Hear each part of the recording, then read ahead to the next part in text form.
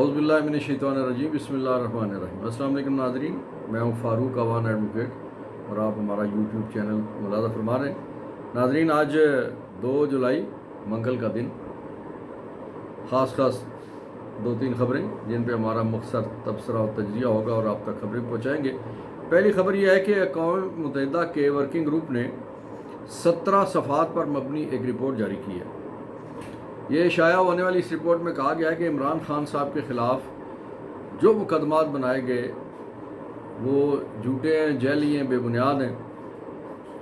ناظرین، اقوام متحدہ کے ورکنگ گروپ کی یہ رپورٹ اس نے ایک دھماکہ کر دیا ہے، بڑی تھرتھلی مچ گئی ہے، بالخصوص پاکستان کی جو اسٹیبلشمنٹ ہے اور جو اس وقت بیٹھی ہوئی جو حکومت ہے،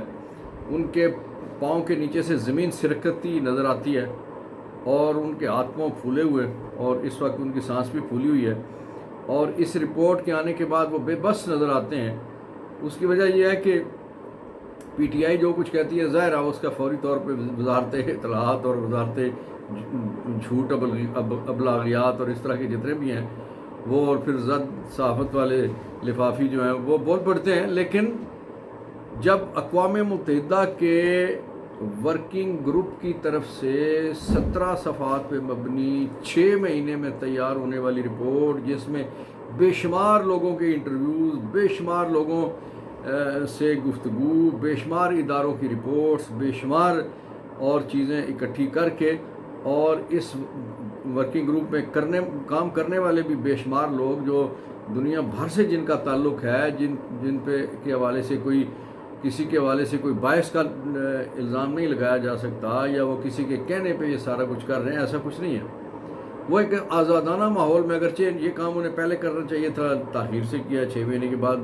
یہ کام ہوا، لیکن اس سارے کے باوجود ایک ایسی زبردست قسم کی رپورٹ سامنے آ گئی ہے کہ جس کی بنیاد پہ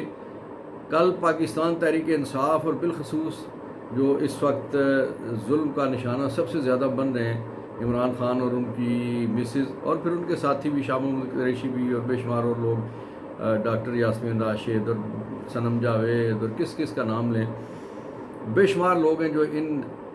ظالمانہ اقدامات اور جھوٹے مقدمات کا سامنا کر رہے ہیں۔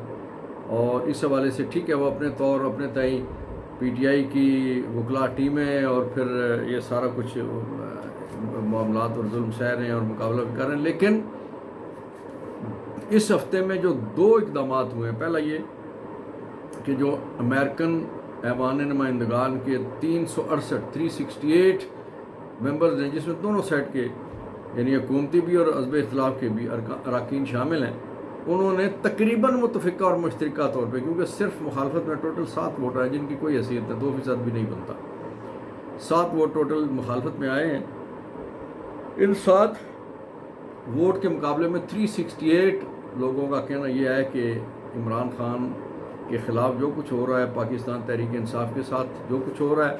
اور بالخصوص 8 فروری کا جو الیکشن تھا وہ درست نہیں تھا، اس پہ جتنے تحفظات ہیں، جتنے الزامات ہیں، وہ سارے کے سارے درست ثابت ہوتے ہیں۔ اور اس گروپ نے یہ کہا تھا کہ اس حوالے سے تحقیقات ہونی چاہیے اور سچ سامنے لانا چاہیے۔ لیکن آج جو اقوام متحدہ کے ورکنگ گروپ کی طرف سے جو رپورٹ آئی ہے ناظرین، اس کی بنیاد پہ تحریک انصاف اور عمران خان صاحب اور ان کے ساتھی اور ان کے جو لوگ ہیں، وہ جب اپنے مقدمات لے کے عدالتوں میں جائیں گے تو یہ ایک ایسی جگہ سے آیا ہوا ہے کہ ایسا ڈاکیومنٹ ہوگا، ایک ایسی دلیل ہوگی ان کے پاس، ایک ایسی رپورٹ ان کے پاس ہوگی کہ جو یہاں کی ایجنسیوں کی یا یہاں کے کسی ادارے کی تیار کردہ نہیں ہے، بلکہ پوری دنیا کا دماغ جہاں پہ بیٹھا ہوا ہے، اقوام متحدہ، پوری دنیا کی ٹیکنالوجی، پوری دنیا کی وہ ساری کی ساری ایجنسیاں اور سارا کچھ جو ان کے پاس ہے، انہوں نے ان ساری اپنی ایکسپرٹیز کو استعمال کرتے ہوئے یہ جو رپورٹ ترتیب دی ہے، اس رپورٹ کو یقیناً کل اگر یہ پیش کی جاتی ہے تو پاکستانی عدالتیں بھی اسے اگنور نہیں کر سکتی، اس کو یقیناً کسی جگہ تسلیم کرنا پڑے گا، اور آنے والے وقت میں یہ رپورٹ پاکستان تحریک انصاف کے لیے، عمران خان صاحب کی بے گناہی کے لیے اور ان کی سیاسی جماعت کے ساتھ ہونے والی زیادتیوں کے حوالے سے ایک بہت اتھینٹک قسم کا ڈاکیومنٹ ہے۔ ناظرین، خصوصی نشستوں کے حوالے سے سپریم کورٹ آف پاکستان دوسرے ہفتے میں داخل ہوئی ہے اور آج بھی سماعت مکمل نہیں ہو سکی اور پھر یہ آگے چلی گئی ہے، اور پھر جس وقت یہ آپ ہمارا ویڈیو دیکھیں گے وہ دن یعنی منگل کا دن، اس میں 11:30 بجے سماعت ہونی ہے اور 11:30 سے 1 بجے تک اس کی سماعت ہے۔ اس کے بعد پھر جوڈیشل کونسل کا بھی اجلاس ہے۔ ناظرین، ایک خبر جو گردش کر رہی ہے، جناب شہزاد اکبر جو نیب کے سابق مشیر تھے عمران خان صاحب کے دور میں، انہوں نے ایک ٹویٹ کے ذریعے سے کہا ہے کہ جو اسلام آباد میں ایک ہونے والی ملاقات کا ذکر انہوں نے کیا، اور ملاقات کے حوالے سے دبے لفظوں میں اس طرح سے ہے کہ جو جہاں پہ یہ مقدمات ہیں وہاں کچھ لوگوں کو منانے کی کوشش کی جا رہی ہے، کوئی خریدنے کی کوشش کہہ لیں، کوئی ان کو دبانے کی کوشش کہہ لیں، ان کو سمجھانے کی کوشش کہہ لیں، جو بھی آپ اس کو کوئی بھی نام دیں، کہ ایک وہ صاحب جو ان دنوں اکثر نہروں میں کچھا پہن کے چھلانگیں مارتے نظر آتے ہیں، ڈبکیاں لگاتے نظر آتے ہیں، کہیں آم چوستے نظر آتے ہیں، وہ جو ہے نا وہ جو ہے وہ ان کا ایک خاص ایک شناخت بھی ہے۔ تو وہ انہوں نے ان کی ذمہ داری لگائی گئی تھی بڑوں کی طرف سے، اور یہ ذمہ داری پنڈی سے لگی تھی کہ آپ راضی کریں کچھ لوگوں کو جو بینچ میں بیٹھے ہوئے۔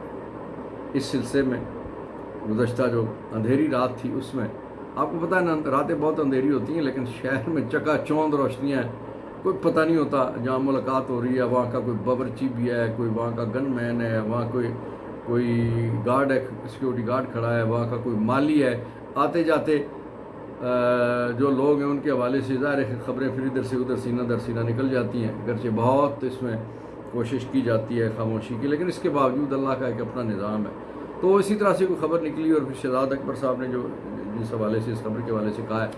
کہ ذمہ داری لگی، اور اس میں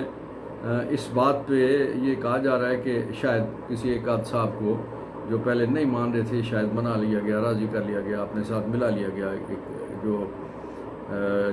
قاضی صاحب کا جو گروپ ہے کہ اس کے ممبرز میں جو اقلیت میں جا رہے تھے ان کو اکثریت میں بدلنے کے لیے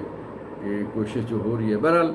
اس پہ ناظرین ایک آدھ دن میں ساری چیز آپ کے سامنے آ جائے گی،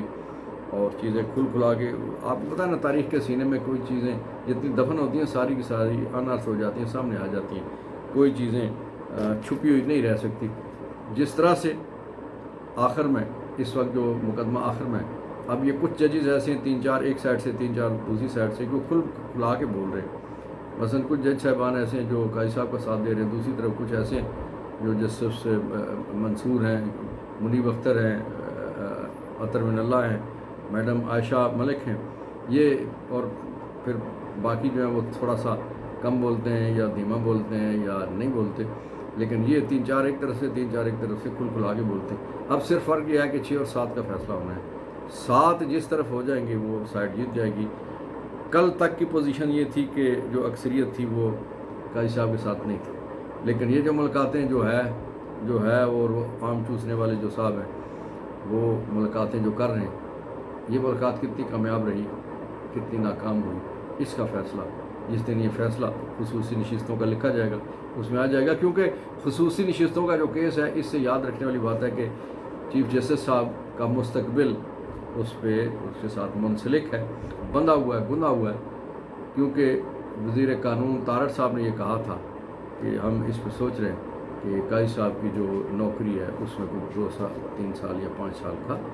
اضافہ کر دیا جائے، ایکسٹینشن کر دی جائے، اس حوالے سے قانون سازی کر دی جائے، اور قانون سازی آئین سازی کے لیے 2/3 میجارٹی کی ضرورت ہے، جو صرف خصوصی نشستیں ملنے سے انہیں حاصل ہو سکتی ہے، ادروائز وہ نمبر جو ہے ریکوائرڈ وہ نمبر پورا نہیں ہوتا۔ بہرحال دیکھتے ہیں، چند گھنٹوں کی بات رہ گئی ہے، چند گھنٹوں میں ساری چیزیں آپ کے سامنے آ جائیں گی۔ ناظرین، آج پاکستان میں مختلف علاقوں میں ہر ایک شہر میں ہنگامے احتجاج ہوئے، جلسے ہوئے، جلوس ہوئے، پرامن جلوس تھے، ہڑتال تھی، پہیہ جام تھا، اور لوگوں نے اپنے پاکستانیوں کے کہنے پہ اپنے آپ کے لیے اپنے بچوں کے لیے باہر نکل کے ثابت کیا کہ وہ کچھ کرنے کی پوزیشن میں ہیں۔ اب دوسری طرف کسی کے کان پہ جون رینگتی ہے یا نہیں رینگتی یہ الگ بات ہے، لیکن وہ سن تو صحیح جہاں میں ہے تیرا فسانہ کیا،